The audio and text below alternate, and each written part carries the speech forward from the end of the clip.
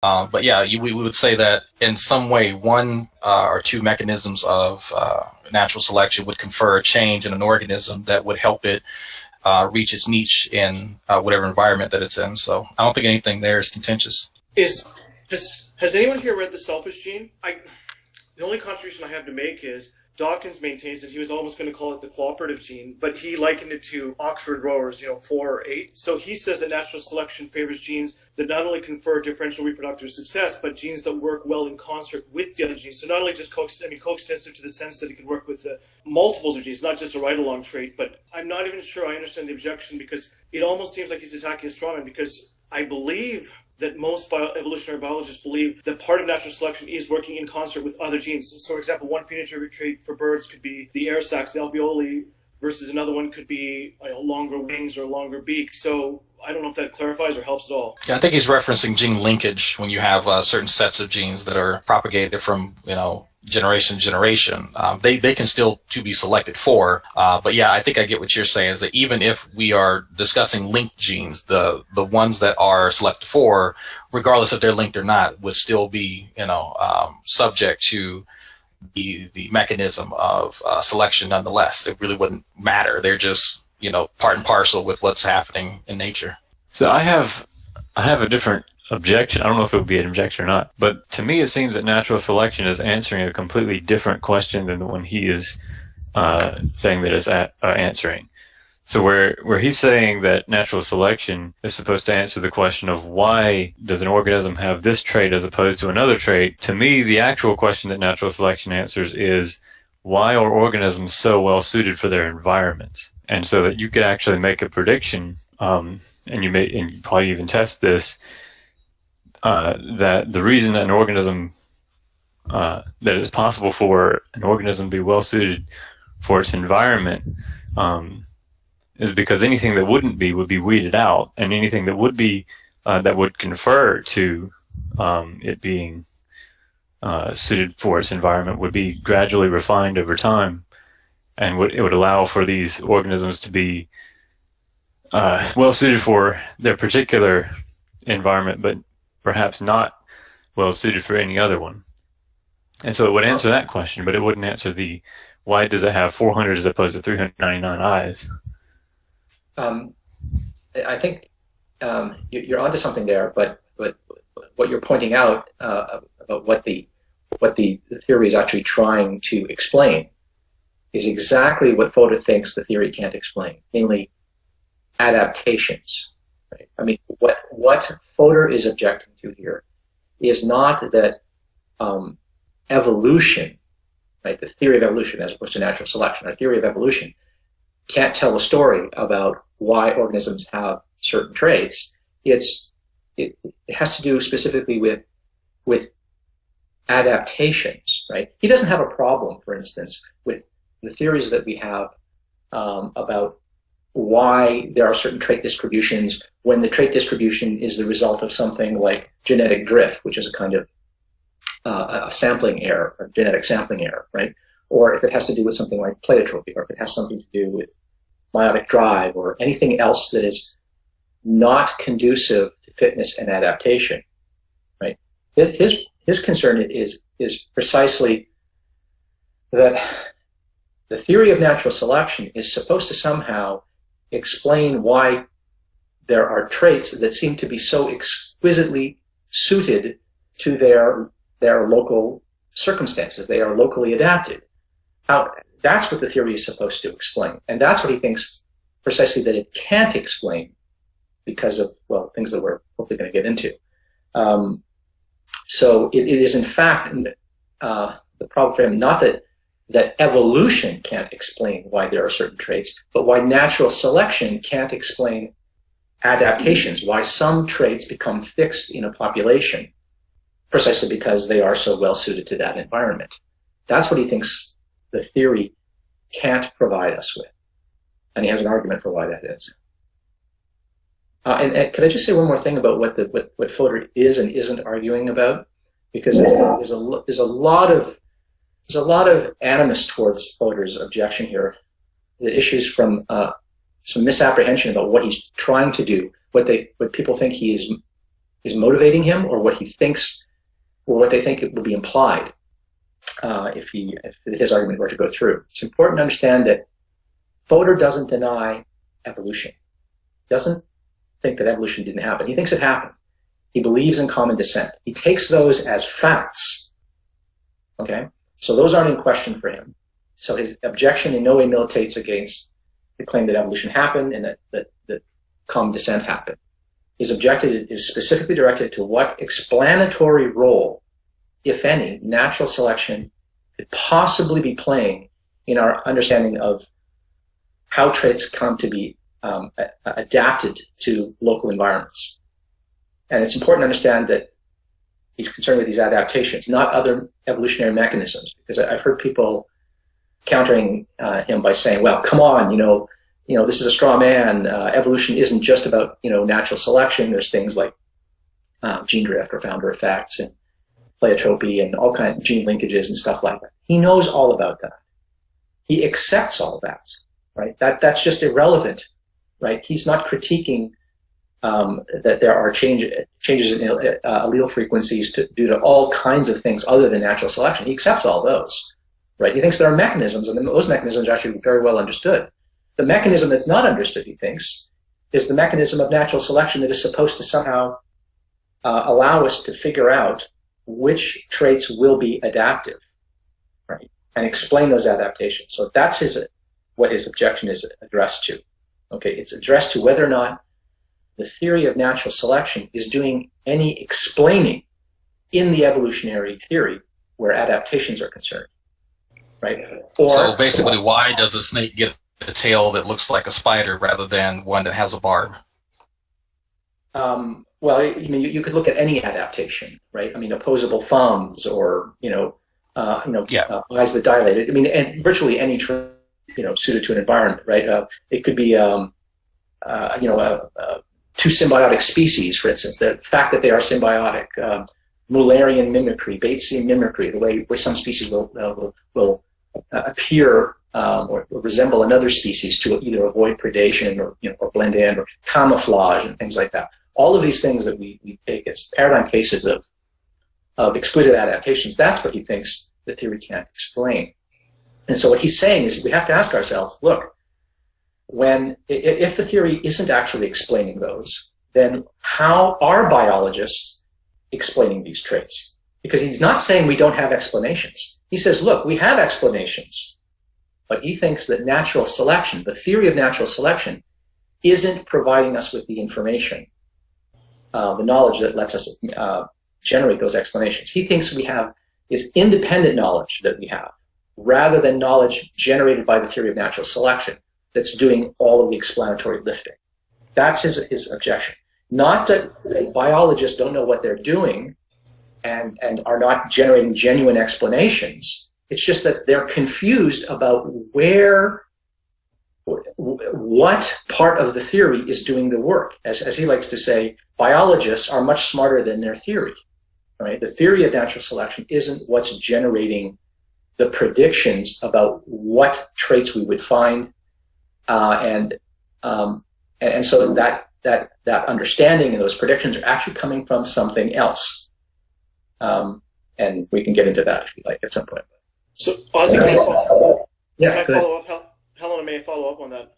So there are a couple of things. I understand the objection in terms of if there isn't a falsification criterion, then that's one objection. But as far as explanatory power, let's just take something recent. Like, is it the Lenski experiments where the bacteria were able to synthesize, was it vitamin C or sugar because of a random mutation? Surely, Ozzy, I believe they plotted the genomes and were able to say, this is the mutation and only this particular strain of bacteria was able to synthesize. So is the objection it can never explain, or is the objection that there's no falsification criterion?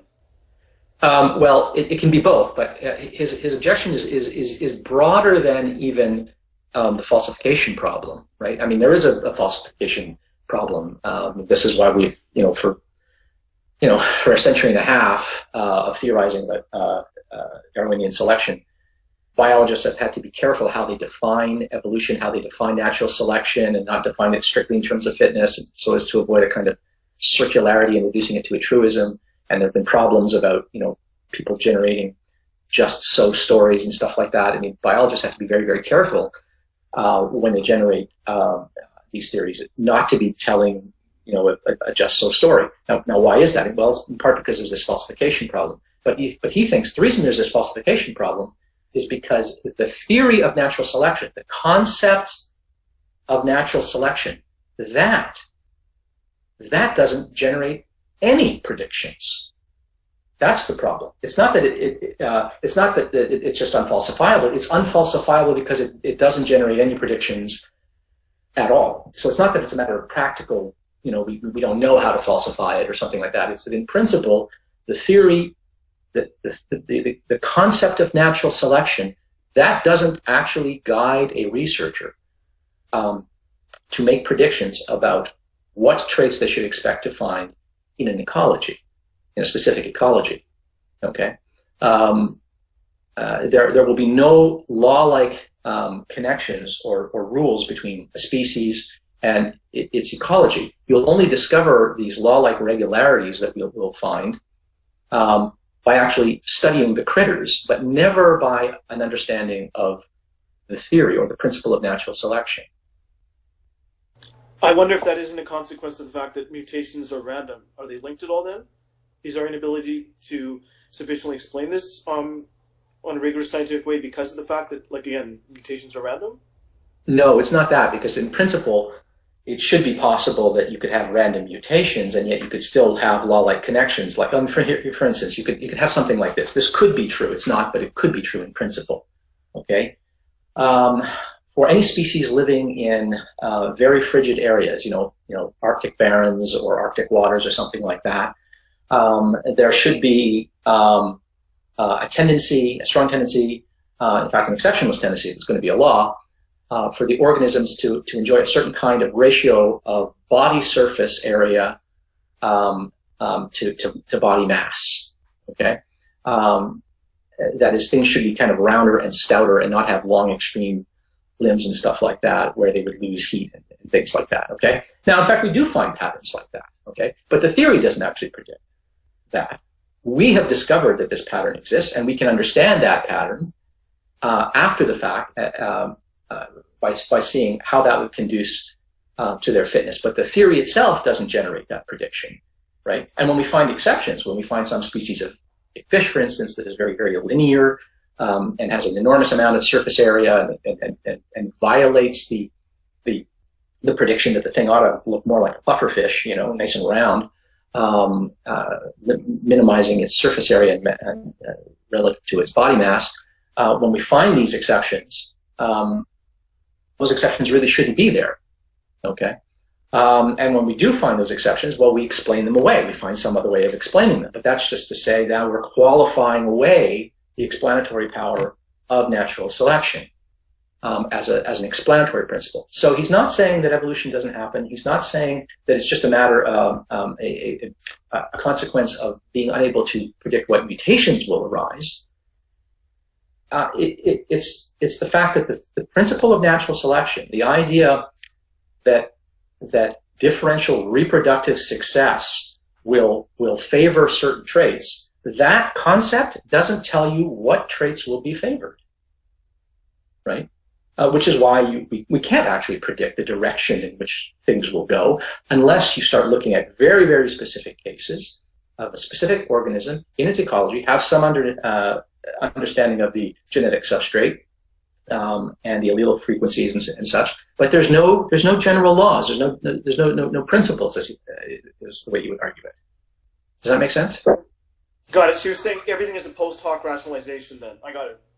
Yeah, but it's not quite that. I mean, I would contend that it's not a post hoc rationalization, and I'm not sure how he would say it, but I think what he would say is this: look, nothing in the natural world can violate the principle of natural selection, right? Anything that you find in the natural world, if it's been around, if there's a trait and it's fixed in a population, right?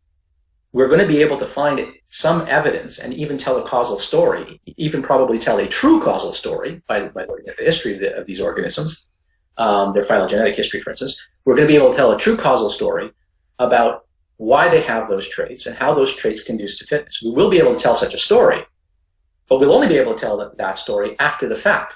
The theory will not have told us what traits we should have expected to find. The idea is we find the traits, we recognize which ones are adaptive. Our understanding of physiology, of endocrinology, of genes, all of the stuff that we know that has nothing to do with the principle of natural selection, that's what gives us all the information that allows us to give correct explanations for why organisms have the traits that they do and why they have become fixed in the population. But the theory never predicted that. So we're going to find things that are going to conform to the principle of natural selection, but the principle of natural selection didn't do any explanatory work in directing us to figure out what traits we should expect to find. It's all after the fact that we go, oh yeah, how about that? It conforms to the principle of natural selection. But never does the principle of natural selection, he argues, dictate what traits you will find, and consequently the theory.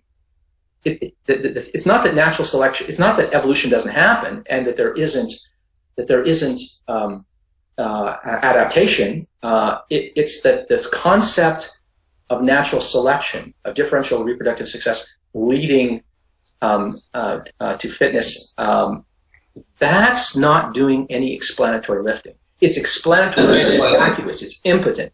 So he's saying scientists are doing all the work, and Darwin's contribution isn't actually contributing what they think it's contributing. So is this a question of specificity in that, like, we can't, like you said, we can't see or we can't predict a trait that a given organism would, or a trait that would move to fixation in an organism in an environment? Is it that we just can't do that based on the information that we have, or that there is no way to do that with the current way natural selection is being described? No, I think it's that we can do that. We can make predictions, but we're never making the predictions on the basis of the principle of natural selection, right? So yes, we can make predictions. We do in fact make predictions all the time. That's what models are, right? That's what, people who work in the field of evolutionary ecology or behavioral ecology. My wife is a behavioral ecologist.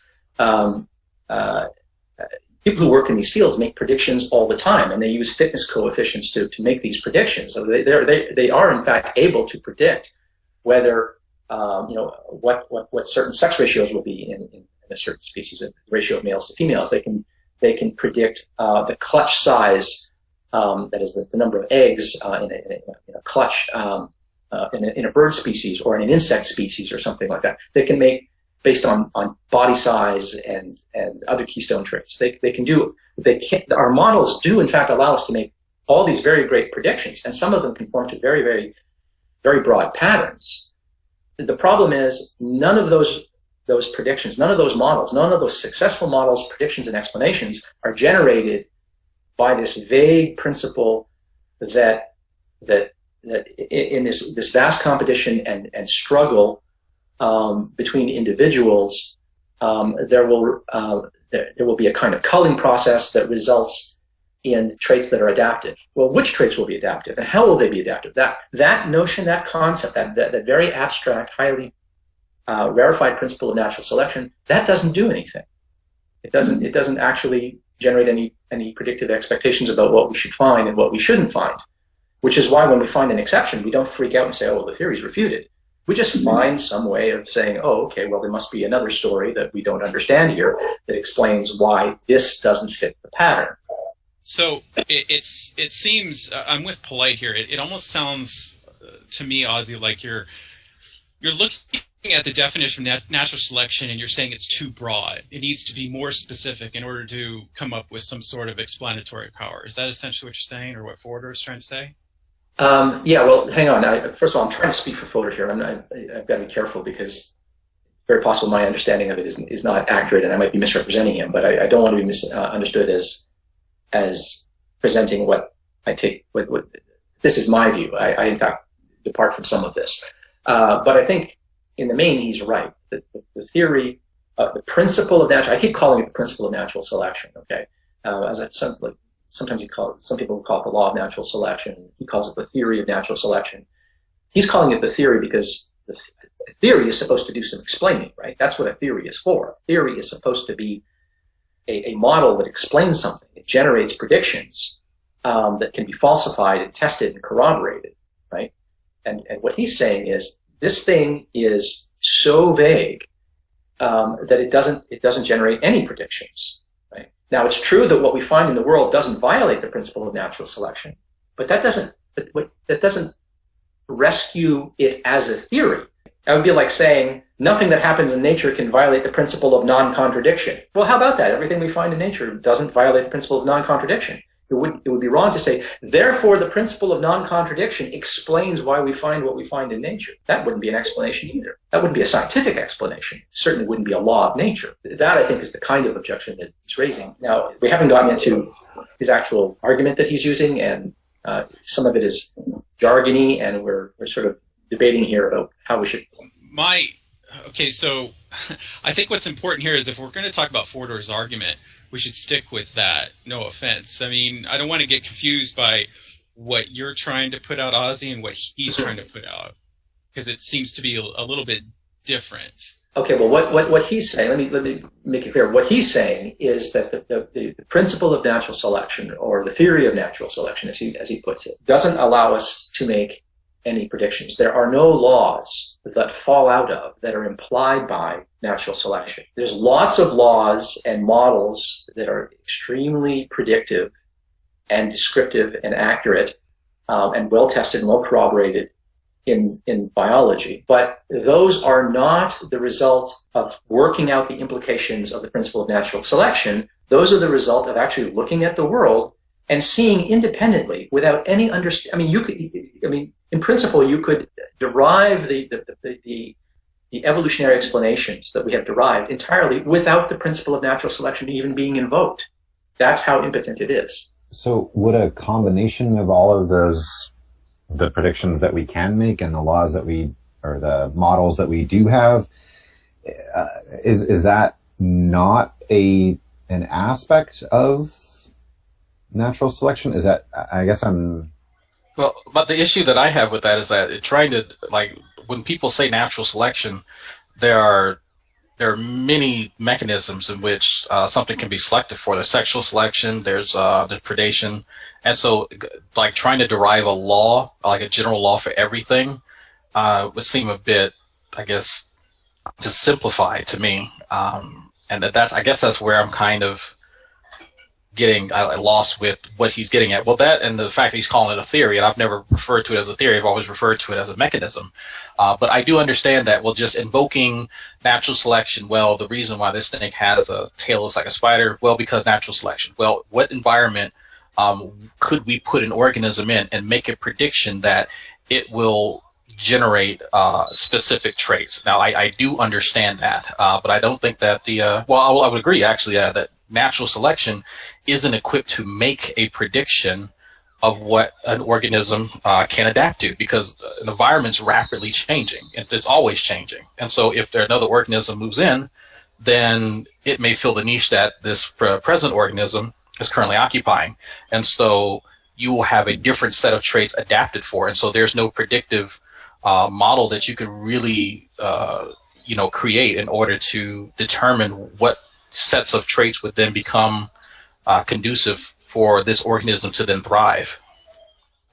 I do agree to a certain aspect that it does not possess the predictive power that he's describing, but as far as I've been taught, that it's not supposed to have a predictive aspect to it.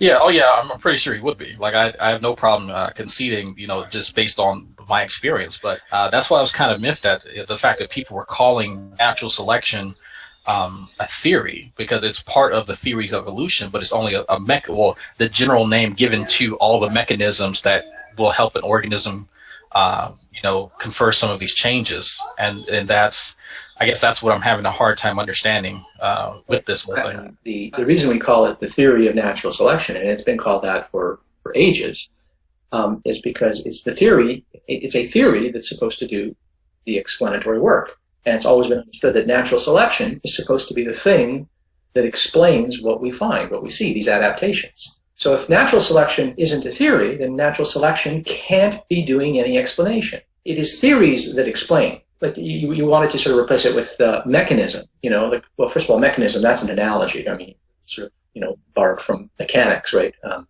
Right? A cog or a wheel or a gear or a lever or something like that. That doesn't explain something. You can only explain the action of how a watch works in terms of gears and levers and things like that by describing the behavior of those parts, those mechanisms, according to certain regularities and according to certain principles, right? You have to have a theory that explains it, right? A mechanism doesn't explain anything. A mechanism is just a thing in a theory. It's just a part of a theory. Right. So to say that natural selection is a mechanism, well, if it's only a mechanism, then it's not an explanation. But what you want to say, no, it is the explanatory mechanism. It's supposed to be the engine that makes sense of why the organisms have the traits that they do and why they're fixed in a population. So, that's what we call it the theory of natural selection. I don't think that's a mistake to call it the theory of natural selection. Oh, no, I wasn't necessarily referring to it as a mistake. It's just that I found it strange because, while I was learning it, I've never referred to it as such. And so I may have to go back and check my notes. But, I mean, I think it's a small point because at the end, I do actually agree that it does lack the explanatory power that it's typically ascribed to have. And so just like with the example that I gave with the snake that has a tail that looks like a spider, well, what can this nebulous concept of natural selection really tell us at the end of the day, other than it being invoked when we need to have an explanation for why things happen to organisms? He wouldn't deny that genes can be fixed in a population, but he just suggests we don't have neither an adequate explanation nor any predictive capabilities. Is that a fair statement? He obviously thinks that we have genetic explanations for these things, and we don't just have genetic explanations. We have ecological explanations. We have genetic and ecological explanations. We have natural history explanations. We know something about the history of these organisms. We have an understanding of them biomechanically. We understand them at the level of developmental biology. We understand them ecologically within their environments, right? And so we're able to, in fact, explain correctly all kinds of things. We're able to explain why some organisms, why one insect looks exactly like another, why the peppered moth looks the way it does, and why it evolved away from the way it used to look, and so forth. We don't just have such explanations, they're the correct explanations. He wouldn't deny that. But what he would deny is not the veracity of the explanations, but that evolutionary theory, or rather, that natural selection did any explanatory work in that. It didn't govern the research, and it didn't predict anything, and there'd be no way to falsify it. Because every time we find an exception to any rule or principle or regularity, we have all kinds of predictive models on predation, on foraging behavior, on the relationship between clutch size and body size, and sex size dimorphisms in certain kinds of species, such as carnivores versus herbivores. And so we've got all kinds of laws like this. These are real laws. These are real regularities. Not one of them was predicted on the basis of natural selection, on an understanding of that concept of natural selection. In the world, and then we went, okay, well, how about that? It conforms to the principle of natural selection. And everything we find conforms to that principle, but that's I think it's because that principle is very close to a vacuous truism. Couldn't we raise analogous objections to genetic drift? And please, someone on the panel who knows more biology, correct me if I'm wrong, but if you have small populations, then genetic drift can assert itself more. But if genetic drift is almost purely probabilistic, you can model it, but you could never make a specific prediction about a population. So couldn't we raise analogous objections about that mechanism too? Yeah, I don't know about that. I mean, all the genetic drift doesn't predict specific traits, though, right? It doesn't predict the fixation of traits, right?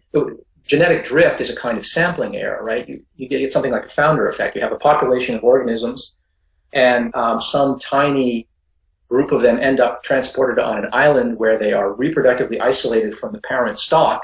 And the family or the group of individuals that are on the island all by themselves now, they now found a whole new population, right? Hundreds of generations. But because the initial founding population, because its genetic makeup is not representative of the full genetic spread of the parent population from which it came, that next population, right, this new population on this isolated island exhibits a completely different distribution of allele frequencies. Okay, so what you will find, well, that'll depend on which particular individuals you've got. It's a sampling error. It just depends on which, if you grab these 10 individuals and you populate a new island with these 10 individuals, then you'll get whatever you get based on those individuals. But there's not going to be a law there. It's going to be case by case. That was my point. You could lose a specific trait or gene if the population size, if the population was small enough, and so we can predict broadly that, in small populations you could lose a trait, but you could never make a specific prediction for one population. Is what I was trying to say. No, that's true, and that's fine. But that's not a shortcoming with explaining the phenomena that we find in association with things like genetic drift and founder effects and the like. And that's but why is it a problem when it comes to natural selection? Because the job of natural selection is to precisely explain the traits that we do find. It's supposed to tell us why do we have opposable thumbs. Okay, I got a huge problem with that. Sure. Because, all right, so the definition I'm working with is basically the process in nature by which, according to Darwin's theory of evolution, only the organisms best adapted to the environment tend to survive and transmit their genetic material. Okay, so the way I read it is natural selection is just kind of an overarching generalization. So let's talk about falsifiability, okay? The way I see it, there is a falsifiability criteria for this. Let's go back to your example, Ozzy, where you're talking about, frigid temperatures, and you're talking about creatures that they tend to very, very strongly go against elongated body plans because of the loss of heat.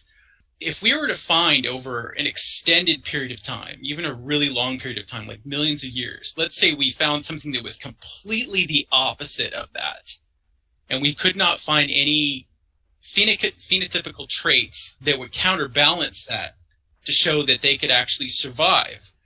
And you couldn't find anything else to actually explain how they were able to survive in that environment for so long. Wouldn't that be pretty good falsifiability criteria right there? Well, in principle it would. If you find something that violates the principle of natural selection, then yes. The difficulty is you can always tell a just so story. And even if you don't have a just so story, you can just say, we don't know the story yet. We don't know the history. We don't know the natural history of this organism. But let's say that we do have a really, really good understanding of a particular organism. And I think we're always going to come to a point where even with almost 100% information behind a particular organism, you're still always going to have that minute chance that something else that we don't know about is going on. But I think in this case, like with my example, I think that would go a long way to really show that maybe natural selection is not playing upon this particular species or genus or whatever we're talking about. Well, I agree. I agree that in principle it should be possible to generate on the basis of natural selection a prediction that it should be able to come through with. That should be logically possible. I have an analogy that might help here. Helena, you heard my analogy the other day. Do you think it's a good idea to introduce this here?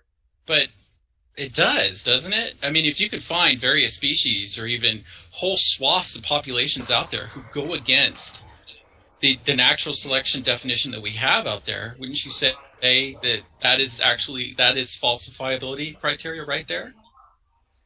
Well, but how would you recognize such an organism? I mean, if you found an organism, I mean, what are you going to do? You're going to, I mean, to violate the principle of natural selection, you have to not find an organism that doesn't fit an established pattern. You have to find an organism that has traits that are fixed, that aren't conducive to its survival and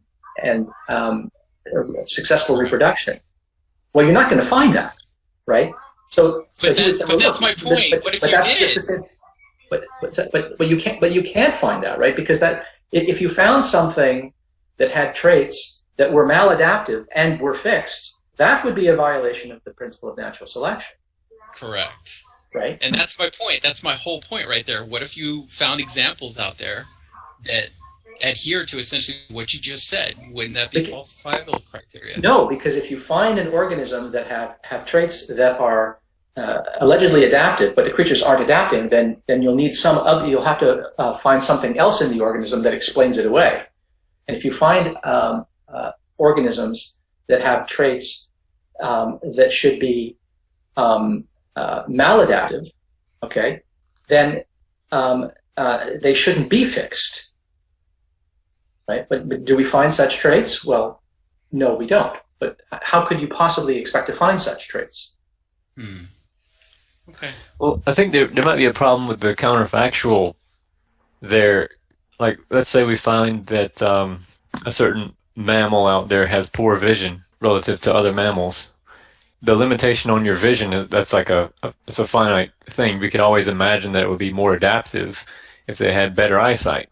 And so you could say, well, look at this poor vision. It doesn't disfalsify the principle of natural selection. He should have better vision because it would allow him to do whatever vision allows you to do.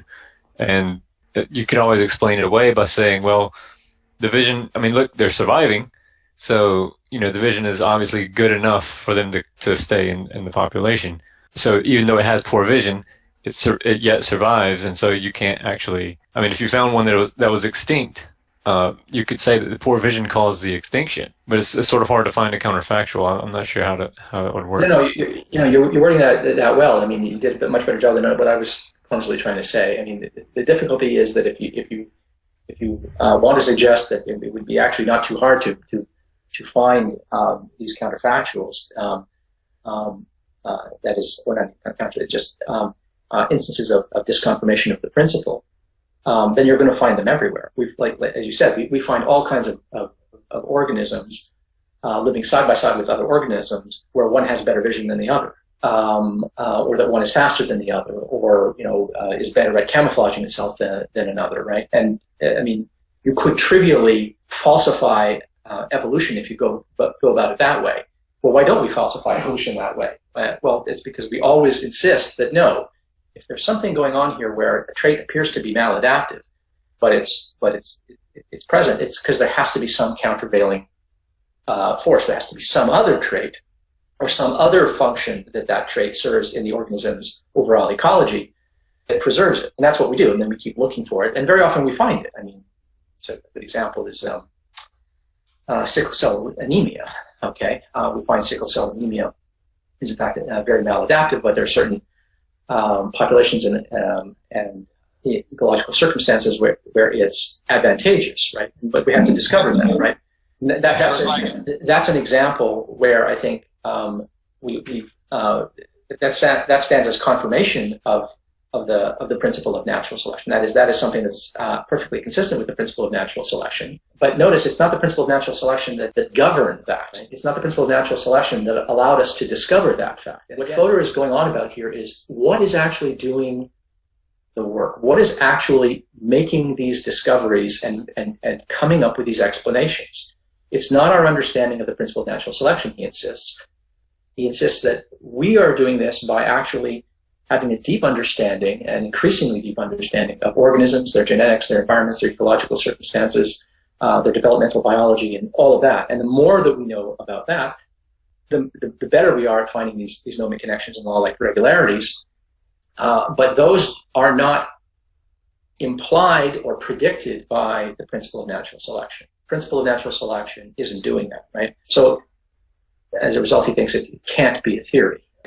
Well, one of the reasons I'm not terribly exercised about this, I mean, it seems to me that I can grant Fodor an awful lot of his argument here, and we actually haven't gotten into the reasons about it. It seems to me that you can grant him all of that, but you don't have to sort of fall to pieces about this, because I don't think it has the dire consequences and implications for the theory that he thinks it does. The analogy I want to put forward is this. Think about natural selection like this. So here's the analogy. Supposing you come to me and you say, Ozzy, you're involved in the stock market, right? You invest in the market. And I go, yeah, sure, I do it. And you say to me, okay, well, great. Give me some advice. I'm new. I want to start investing. I want to buy and sell stocks. I want to get in the market. I want to make some money.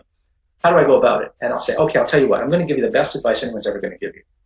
This advice is foolproof. It's never wrong. If you follow this advice, you will absolutely make money. And if you don't follow this advice, if you violate this rule that I'm going to give you, you're going to lose money every time. Are you ready? And you go, yeah, I can't wait to hear this. And I say, okay, when it comes to buying and selling in the market, just follow this rule. Buy low, sell high, right? Find a stock that is overvalued, that is rather undervalued, okay? Buy it when it's really, really cheap, but is actually worth more. And when it increases in value, when it's high, when the value of it is high, then sell it. So buy it when it's low and then sell it when it's high. Always buy low, always sell high, and you will become rich. Now, if you actually follow that advice, you will get rich. But now you say, well, okay, Ozzy, that's full advice, but which stocks specifically do I buy and sell? And I say, oh, well, my theory doesn't tell you. My theory doesn't tell you which stocks to buy and when to buy them and which ones to sell and when to sell them. And you go, but the hell kind of theory is this? And I say, oh, it's a great theory. It's always true. No one ever got rich in the stock market. In fact, no one ever made a nickel in the stock market unless they bought low and sold high. Who have violated that, right, who bought when it was high and then sold it when it was low, took a loss. So it's absolutely true, right? It's a perfect explanation. You might say, what the hell kind of explanation is this? This is not a very good explanation, Ozzy. And I'll say, yes, it is a good explanation. You'll say, okay, but it's not a good theory. It doesn't tell me, it doesn't direct me, it doesn't generate any predictions for me about what to buy and sell and when to buy and when to sell. And if I said to you, oh, okay, well, no, here's what you have to do. Don't rely on the buy low, sell high principle, on the theory of buy low, sell high. What you need to do is go out, look up a company, look up who owns it, look up what they manufacture, look how much they spend, look how much they make in, look at the market, look at supply and demand and resources and all that, and then figure out if that stock at that price is overvalued or undervalued. And on that basis, decide whether you're going to buy it or not. And then wait, and after a time, do all that again and figure out if it's overvalued and undervalued. And if it's overvalued, then sell it. Okay? And if I said, okay, now do this again and again for every stock, you'll go, oh man, yeah, okay, that's fine, but that's a lot of work. And I go, yes. And you'll say to me, but Ozzy, your principle of buy low, sell high, while it's true, and I can't get rich this way unless I follow it, and I'll impoverish myself if I don't follow it, it doesn't predict ahead of time what I'm going to need to buy and sell, which stocks will make money for me and which ones will cost me money. You're telling me I got to go out and do all this work, and I'm going to say, yeah. And so the analogy works this way. The idea for Fodor is that natural selection is this principle that everything we find in nature is consistent with, just like in the world of trading stocks, everything is consistent with the principle of buy low, sell high, but it doesn't generate any predictive expectations about what you should see, what you should find, and how you should proceed. You have to then go out and actually look in the world and do all of the grunt work, and it's the grunt work that tells you that, of what you should buy and when you should buy and what you should sell and when you should sell it. Okay? And so it is with natural selection, right? Natural selection doesn't actually generate any specific expectations. It doesn't produce any laws. There are no laws that fall out of it. But everything we find in the natural world is consistent with the principle of natural selection, just like everything we find in the world of the market is perfectly consistent with the principle buy low, sell high. So the way I see it is this. Look, is buy low, sell high false? No, it's absolutely true. Okay. So is it a useless principle? No, it's not. You need to be trying to follow that principle. That is, if you are operating in the market, buying and selling stocks, and your behavior, whether you're trying to follow that rule or not, comports with that, you will make money. And whether you're trying to follow that rule or not, if your buying and selling behavior violates that principle, you're going to lose money. So that principle, in fact, describes an awful lot about what goes on in the market. In fact, it describes everything that goes on in the market. It describes everyone who ever makes any money and when they make money, and everyone who loses money and why they lost the money. But it doesn't direct them before the fact. So in other words, the buy low, sell high principle is a description of what goes on in the nitty-gritty of the market, but at a very high level of abstraction, at a very high level of generality, maximal generality, if you will. And so it is with the principle of natural selection. The principle of natural selection, I would argue, is correct and true, and everything we find in the world is consistent with it, but it doesn't actually give you the predictions. So if you want to be a whiz at the market, walking around and saying, I'm implementing the principle of buy low, sell high, yeah, okay, you don't actually need to know that. That's actually not doing you any work for you. It's true. You are in fact operating, if you're successful in the market, in compliance with that, in accordance with that principle. That is, you're buying and selling if you're making money, lines up with that principle. But just walking around with that principle doesn't tell you anything, doesn't do anything. You have to do the work. And so this is what Fodor means when he says that biologists are smarter than their theories. Just like a person who's good at making money in the market has to be smarter than the theory of buy low, sell high. The judicious and successful investor has to be smarter than the principle of buy low, sell high. He or she has to actually understand an awful lot about the market, just like a biologist has to understand an awful lot about what's going on all fours in the animal kingdom. It's not enough to operate with the principle of natural selection. So it always looks as if after the fact, yeah, I got rich, and I got rich because I was following the principle of buy low, sell high. But in fact, I didn't have to follow that principle. That didn't actually do anything for me. All of the work that I did in getting rich was the work of going out and, studying these stocks and studying these companies and studying the market and resources and supply and demand ratios and things like that. And on that basis, I made my decision. So maybe think of it this way. I mean, I'm hoping that analogy will help people understand that you wouldn't ever want to deny that the principle of buy low, sell high is true. You wouldn't want to reject it, and you would never want to work against it and strive to do the opposite. But in fact, you would understand that that principle by itself doesn't generate any predictive expectations about what you need to do to make money. But there's a certain sense in which it does explain why people get rich and why people get poor.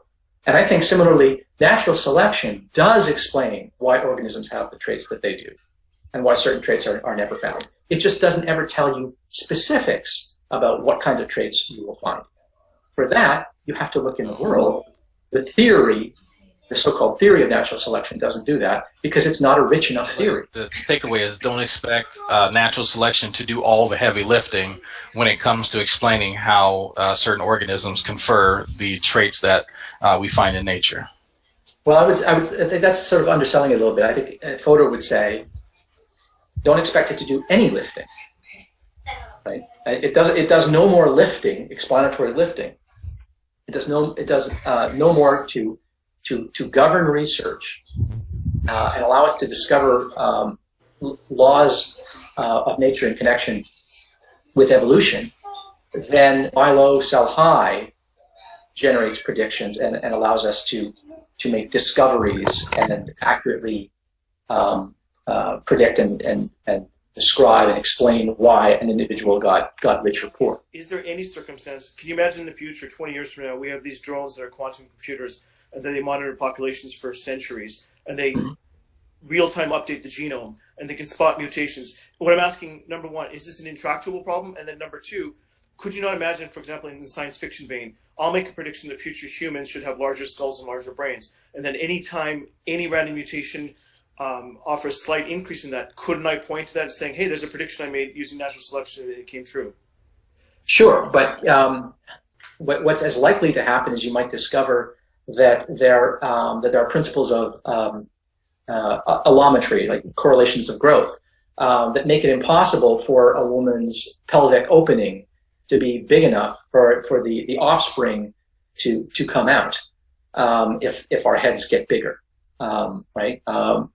So that would be a possibility. So in other words, you could make that prediction, okay? But nature could just screw you up and just say, well, sorry, as a matter of fact, there's this other problem. There are certain allometric considerations. There are other developmental considerations and constraints. There are architectural constraints here that would make it impossible for our brains and our heads to get bigger. even though we might predict that having bigger brains, we would be smarter, and that would conduce to survival and greater reproductive success and so forth, right? So you can make predictions. The problem is you can't be terribly confident about them because nature can always screw you up. I mean, you might predict, no fish can ever live in water temperatures below a certain temperature because the water temperature is so cold that their blood will freeze. And people made predictions like that. And then it turned out, hey, we've discovered some fish that live in water temperatures that are unbelievably cold, where their blood should be freezing. And then we discovered, oh, how about that?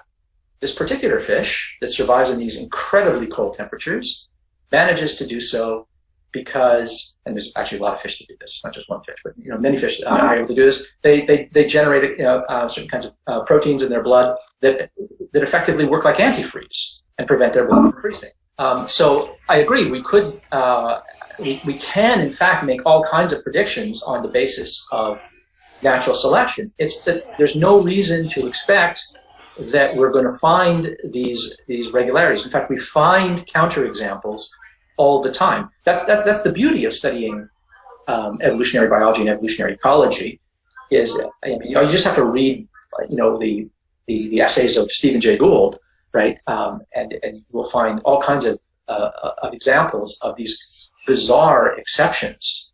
Right, I mean, why does the panda have this weird thumb that's not opposable? Well, because it's not really a thumb; it's actually just the radial sesamoid bone of the wrist that has become detached with a crude little muscle attachment, and it's advantageous. And right, no one would have predicted that. You could never have predicted that. Although you could have predicted, if it had an opposable thumb, it would forage bamboo shoots much better than its conspecifics that didn't have an opposable thumb. You could have predicted that, but no one did, and then would have predicted the so-called thumb that pandas do have. Can't we just say that natural selection is a retrodiction, not a prediction? Well, retrodiction. Things only make sense in light of natural selection. Sorry.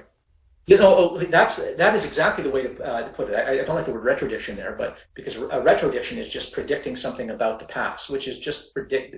I mean, retrodiction is just a species of prediction. Are you sure? I thought retrodiction meant something that's only explicable in light of a mechanism. Because you can make predictions about the past. Well, no. I mean, no. I think there's probably two ways of using the word retrodiction there. The way I'm accustomed to hearing the word retrodiction, it's you're making a prediction about what will have happened in the past. So archaeologists and historians are always making predictions about what took place already, what has already happened. But it's still a prediction in the conventional sense, in that they're just predicting what they will observe in the future, what we will observe in the future, but it'll be about the past. So that's a retrodiction, okay? But what you mean is just post hoc, right? But that's not a prediction. I mean, if something turns out to be consistent with something that you thought to be true, or you construe something as consistent with something that you think to be true, that's just post hoc reasoning, right? That's not any kind of prediction or a retrodiction. I think natural selection is true in the sense that everything that we find in the natural world is consistent with that and couldn't be in violation of that. But the fact that something is true, is consistent with the principle, doesn't mean that the principle allows you to predict something. I gave the example way early on in this hangout when I said, look, I will make the following prediction. I will find nothing in the world that violates the principle of non-contradiction. I will discover no fact, principle of non-contradiction. Anything I find will always conform to that principle. But that principle isn't a theory that explains why I find the things that I do. To say that the principle of non-contradiction abides doesn't explain why I don't find contradictions when I don't find contradictions. Right? That's not an explanation. We wouldn't call that a scientific explanation, certainly. So Fodor's objection in all of this is that is not that we don't have evolutionary explanations. We're coming up with the wrong explanations. It's just that we're coming up with the wrong explanation when we attribute the traits that we do to the principle of natural selection. Right? When we say that this arose because the environment was selecting for this or selecting against that, that's where we're making a mistake. That's not an explanation. It seems to me that, like with the buy low, sell high example, that while those can't in and of themselves make predictions, it seems that they are sort of necessary as like a guiding principle or some kind of foundation. Because, with like the stock example, you can have all the information about this company and its value. But if you don't know to buy low and sell high, that is of no use. I'm so glad you said that. I'm so glad you said that. I think that's exactly right. I think, in fact, that the principle of natural selection, for the very reason that you just gave there, is not that trivial. I'm so glad you said that. If a person were to go into the market and study companies and supply and demand, and they were to study the cost of resources and the cost of labor for producing something and all that, if they studied all this and they worked out that a company was overvalued or undervalued, and then they bought and sold things irrespective, that is, without considering the principle buy low, sell high, they would get wiped out. They should, in fact, look for that. So I think, in fact, this is where I disagree with Fodor. I think that just as if you're going, it's not enough to just study things in the market. You have to study things in the market with the understanding that you're trying to buy low and sell high, trying to buy stocks when they're undervalued and sell them when they're overvalued. You're trying to study organisms and their traits with a view to organisms having traits that differ, and that these trait differences result in differential reproductive success. And if you study organisms that way, you will, in fact, be able to study the right things. You're not going to go down blind alleys. So I think the principle of natural selection actually does help scientists avoid blind alleys. It helps them avoid generating dumb models. Would you say that, like, our scientific principles, they don't necessarily need to generate new predictions so much as they could simply just facilitate an understanding of what's going on, and they would maybe still consider it to be a scientific principle even though it's not generating a prediction? It seems to me it is an empirical claim to say that you can only get rich, and you will only get rich, if you buy low, sell high. And it seems to me to be an empirical claim and an informative claim to say that organisms that leave more surviving offspring than their conspecifics will have a greater representation of their genes and those traits in the subsequent generation. That seems to me to be not a meaningless truism, but in fact something descriptive and empirical. But I'm not quite sure how I'm supposed to understand that as a scientific statement. I mean, it's an empirical claim, obviously, but there's a sense in which it's supposed to govern your research. There's a kind of normative quality to it, in the same way that buy low, sell high has a normative quality to it. You're supposed to heed this principle when you're studying a stock and whether or not to buy it. Let me see if I can clarify a little bit. Would you say that natural selection, if it didn't have the identifier as a theory, essentially what we've been talking about this entire time, would be fine as a guiding principle or an example of what we see in nature? But the idea that it's simply called a theory, and thereby it's supposed to generate some sort of expectations out there, that's where the problem lies. Am I correct? And be falsifiable. Correct. Well, yes, but there's a little more to it. Remember, the reason we're calling it a theory is because we think that natural selection is the thing that explains why those traits are there, why those traits are there and not some other traits. And of course, if it's not doing that, then there's something really wrong. There's a certain sense in which the principle of natural selection isn't even going to be part of the scientific explanation. That is, as a part of the description of why organisms have the traits that they do, natural selection doesn't belong there. I mean, it's not just that natural selection doesn't explain, it's that natural selection couldn't be even a candidate for a possible explanation for why organisms have the fixed traits that they do. So it's not a quibble about whether we call it a theory or not. It's that what's implied when you're calling it a theory. If it turns out that, we shouldn't call it a theory, but what that implies is that it's because it doesn't do any explanatory work. What that means is that Darwin's principle of natural selection doesn't actually explain anything. Okay, so if you rewind a couple sentences back to what you said at some point Fodor says this can't be an explanation. So does Right. Fodor have an explanation, or did he simply just state it that's he must have an explanation, otherwise how can he possibly say that this isn't it? He has an explanation for why the science of evolution is as successful as it is, namely biologists are very smart. They make all kinds of good observations. They study things very, very, very carefully. They correlate one thing with another. and they make predictions, they generate models. That's all great. So he's got an explanation of that, but he's not trying to provide an alternative explanation or some alternative to the principle of natural selection. His objective here is purely critical. He's saying, hey, you know what? We've made a terrible mistake. All along, biologists have been doing this brilliant work of coming up with these theories explaining the natural history here, and they thought that the natural history that they were telling was part of a larger theoretical framework called natural selection, the theory of natural selection. When it turns out that this idea of natural selection is doing no explanatory lifting. That's what's at issue here, right? Is whether Darwin or Darwinism, the principle of natural selection, is actually doing any explanatory work at all. And it's enough. I mean, if he's right, then he doesn't have to supply some alternative explanation. I mean, if you have an explanation for why something is the way it is, and I can show that actually no, that explanation is wrong, you can't fault me for not having come up with an alternative. I wish I had an alternative, but I don't have an alternative. The idea that traits are being selected for is the explanation. That's sort of the meat here, right? When we say the reason we see these traits here is because the environment selected for this trait, or selected against everything else but this trait, or it doesn't matter if you put it as for or against it. But the idea is that somehow the environment constitutes a selective standard against which organisms are going to be able to reproduce to varying degrees of success.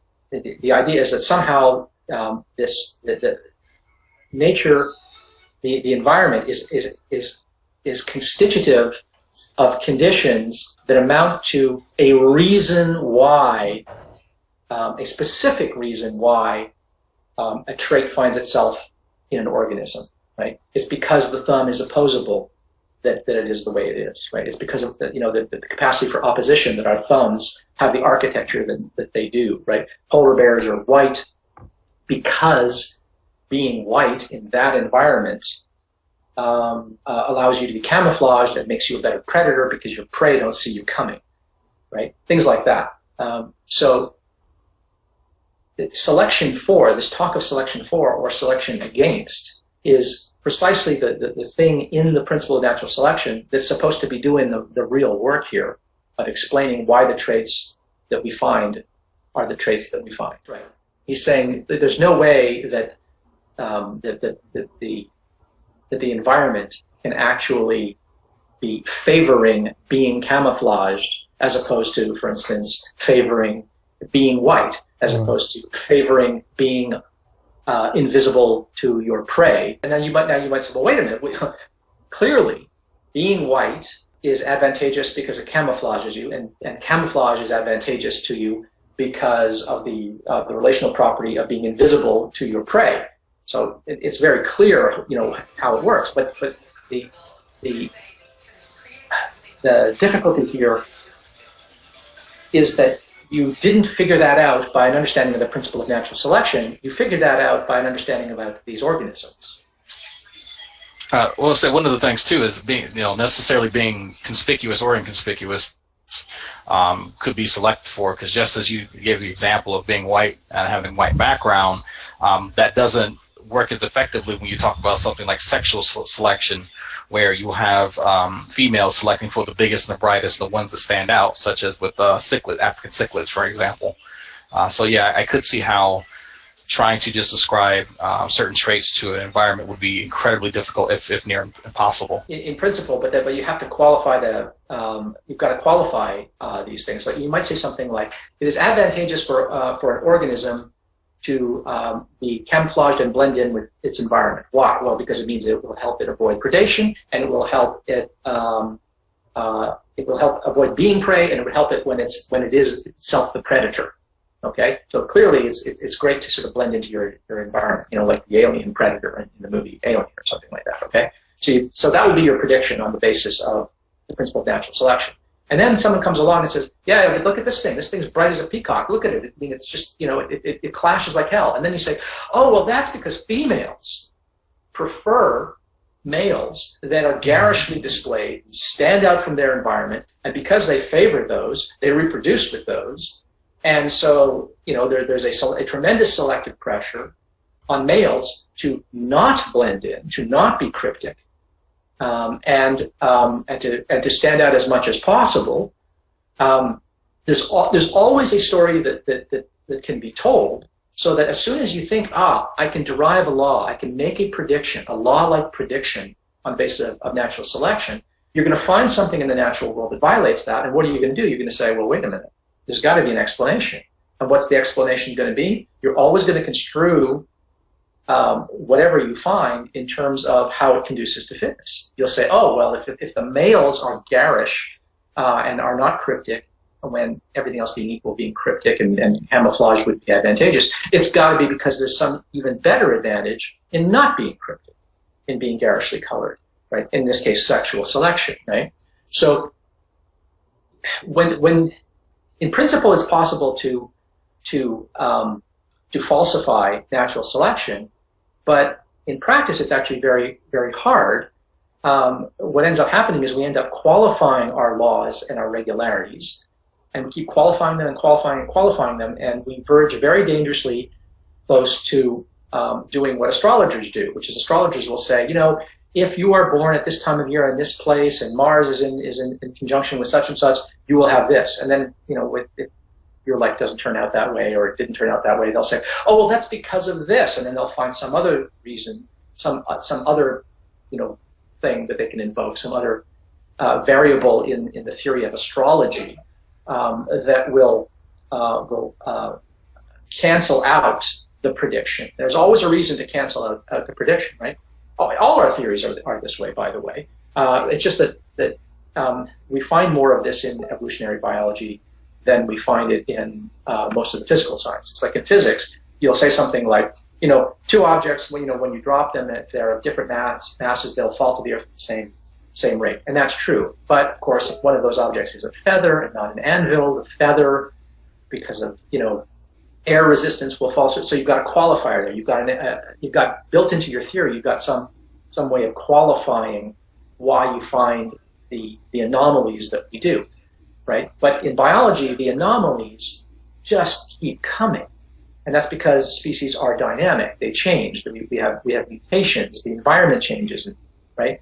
And as a result, the anomalies are huge, and we don't find these law-like regularities. We find as many exceptions almost as we find these patterns. So it's not that the patterns aren't real. The patterns are real. We find them, but we also find these exceptions. The incomplete data. That's what I keep thinking every time you mention that. Well, I guess you could try to blame it on incomplete data, but I think the fact remains that we don't take the principle of natural selection and on that basis predict what organisms we're going to find and what they're going to look like and what traits they will have. You have to get right down on the ground and study, within at the level of individual species and individual populations and the specific local selective pressures that are operative before you can make any predictions, right? And then the predictions will always have to be consistent with the principle of natural selection, but it wasn't the principle of natural selection that got you there. It was all that hard work on the ground that you. I would say that we need to. I would say we need to look more into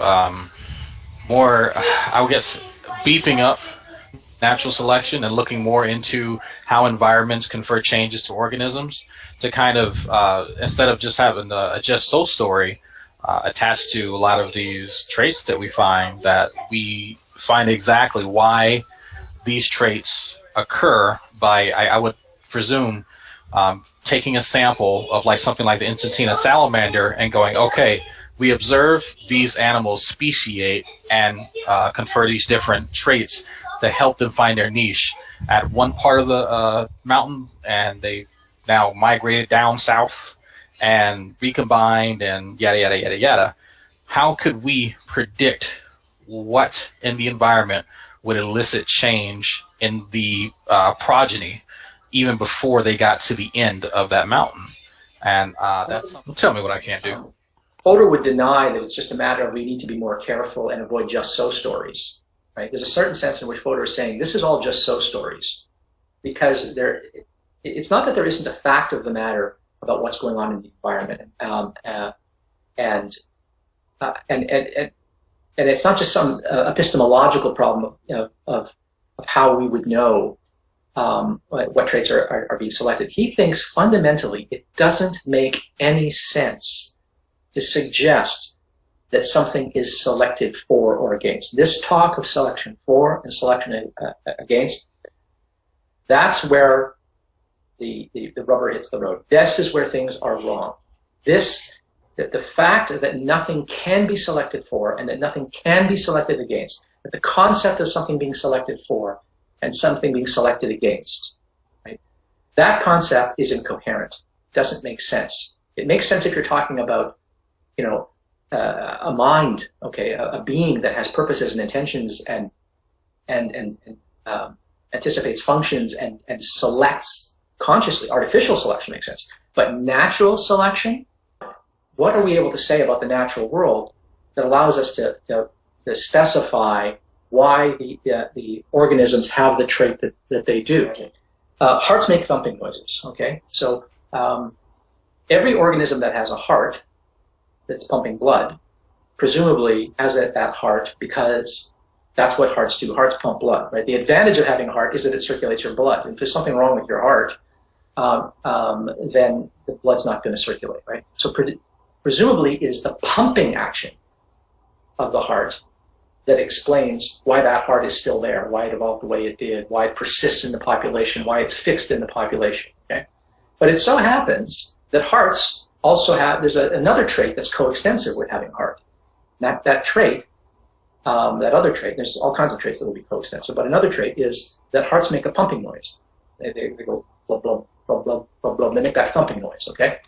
So there's two traits here that are coextensive. There's the pumping action of the heart, and there's the thumping action, the sound of the heart. Now, how does natural selection know, so to speak, what is being selected? How do we know on the basis of natural selection, on the basis of the principle of natural selection, how are we able to say that the reason hearts persist into the next generation and remain fixed or became fixed was because of the pumping of the heart and not the thumping sound of the heart? How do we know that? And you'll say, well, it's obvious, Ozzy, because the pumps circulate the blood, and that's crucial to living, whereas the thumping sound is irrelevant. It doesn't do anything. It's not conducive to survival. But now notice you don't know that, and you didn't make that prediction on the basis of the theory of the principle of natural selection. You did that on an understanding of physiology and how blood moves around and stuff like that. You are always able to explain and distinguish between these coextensive traits and decide which one is causally relevant to why the trait exists the way it does from this other irrelevant coextensive trait. But we're never doing that on the basis of the theory. We're always doing that on the basis of independent knowledge that we have about the world. Remember I said early on that Fodor said that, biologists are smarter than their theories. They're not relying on the principle of natural selection to tell them which of all these coextensive traits are the relevant ones causally in explaining why the traits are the way they are. We know independently. We know enough about organisms and hearts and the mechanics of blood flow and stuff like that and the relevance of blood to living. We do that independently of the principle of natural selection. We didn't need the principle of natural selection to tell us that it's the pumpy action and not the thumpy sound. The takeaway for Fodor, if Fodor is right, is that natural selection isn't any part of the explanation for why traits exist the way they do. We understand why this trait exists, and we understand that it is adaptive. We understand that this trait exists over here and that it's adaptive, and we know the life history of these organisms and stuff like that. But each one of these has come to be understood individually, seriatim. We don't have an overarching explanation of adaptation. If he's right, we don't have a theory of adaptation. We think we do. We don't. We don't have a theory of adaptation. There's no science of adaptive traits. That's precisely what natural selection doesn't provide, he argues. We have specific individual atomistic explanations independently discovered and derived and well corroborated and they're genuine explanations, but they are not part of an overarching theory. It has no predictive qualities, it has no explanatory qualities, just like buy low, sell high isn't a theory that explains what you need to do. and doesn't explain specifically why that stock went up. Why did that stock go up? It went up because suddenly there was a craze in the market and everyone wanted to buy a fidget spinner, and the company that happened to be, to have all the tools necessary to quickly and efficiently manufacture a pile of fidget spinners economically and get them out there on the market fast and saturate the market. That's why that stock went up. We don't have a science of why that happens. Now, that particular individual explanation of why one particular company got rich on fidget spinners is going to be consistent with the principle of buy low, sell high, but there's no science of buy low, sell high. That's not a scientific explanation. It didn't tell us which theory you should have invested in. It can only tell you that after the fact, and only because everything is going to be consistent with that principle, but that's not an explanation. It's not a scientific explanation. What's at stake here is that evolution is science. Natural selection is pseudoscience. It's pseudo-explanation. Right. It's purely figurative language to say that nature is selecting. Right. I feel like a lot of economics would be categorized this way too. Like we could take the law of supply and demand, and in a way you could almost derive supply and demand in the way that it works in a macroeconomy. But if you had a price action that went the opposite way, where the price goes up after you have dramatically increased the supply, and suddenly the price goes up, you always have this alternative explanation for why people all of a sudden, why the demand rose despite the increase of supply and price. So to me, I think that it's a question of, like, one of the implications is that we shouldn't have, or for me the way it is that I don't think that you have to generate a novel prediction in order to be a viable explanation of an event, or a theory that facilitates your understanding of the world.